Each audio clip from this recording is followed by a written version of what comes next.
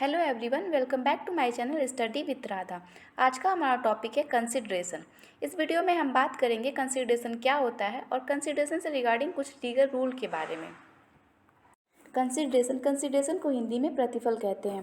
Consideration is the price for which the promise of other is bought and the promise thus given for value is enforceable.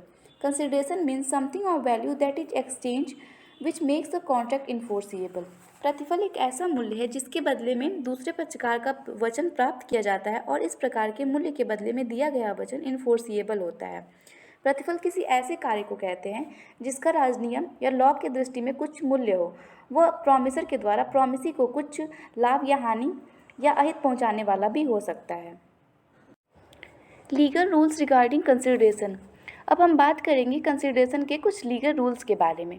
First है at the desire of promiser. Consideration के form में किया जाने वाला कोई भी कार्य promiser की इच्छा पर होनी चाहिए। यदि प्रॉमिसी अपनी इच्छा से या किसी अन्य व्यक्ति की इच्छा से कोई कार्य करता है तो वह प्रॉमिसर के प्रॉमिस का कंसिडरेशन नहीं माना जाएगा। सेकेंड है प्रॉमिसी और any other person.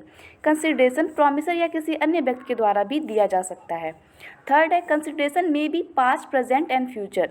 Consideration past, present और फ्यूचर में भी दिया जा सकता है।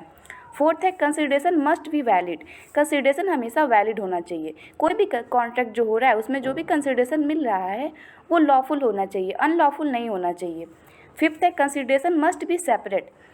ये भी इम्पॉर्टेंट है कि प्रत्येक कॉन्ट्रैक्ट के लिए सेपरेट कंसिडरेशन होना चाहिए। यदि दो कॉन्ट्रैक्ट किया जा रहा है वो भी एक ही पार्टी से, तो जो कंसिडरेशन मिल रहा है वो सेपरेट होना चाहिए।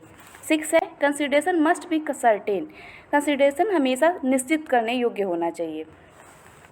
एंड लास्ट है consideration must be possible. Consideration संभव होना चाहिए। कॉन्ट्रैक्ट में दिया जाने वाला कंसिडरेशन हमेशा संभव होना चाहिए कि पॉसिबल होना चाहिए। कंसिडरेशन के रूप में दिया गया प्रॉमिस लीगल और फिजिकल रूप से पूरा करने योग्य हो, यानी कि पूरा करना संभव हो उसे।